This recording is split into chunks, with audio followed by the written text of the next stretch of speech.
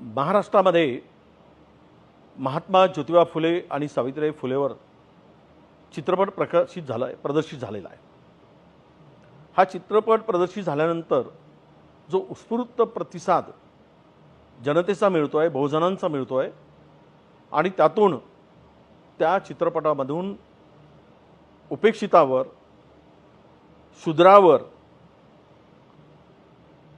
ज्यांचा समाज, ज्यांचा मनुष्य म्हणून, मानव म्हणून जगण्याचा अधिकार नव्हता, ज्यांना हिणवलं जात होतं, त्यांच्या हक्काची लढाई आणि त्यांना झालेला त्रास, तो झालेला त्यांचं शोषण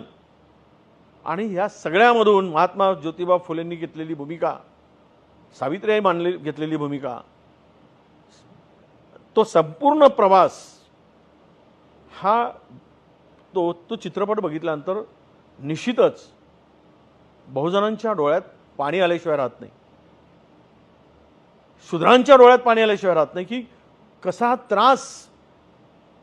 या सगळ्यांनी सहन केलाय आणि त्यातल्या त्यात जो माणूस म्हणून जगण्याचा आम्हाला अधिकार होता, तो अधिकार सुद्धा आम्हाला मिळत नव्हता। माणसाला माणसापेक्षाही वाईट वागणूक दिली जात होती आणि शिक्षणापासून तर मूलभूत अधिकारापर्यंत आमचं शोषण होत होता। अशा वेळेस मी सर्व माझ्या महाराष्ट्रातील विशेष करून बांधवांना सांगतोय की हा महात्मा ज्योतिराव फुले चित्रपट बघा, आपण एकदा बघा।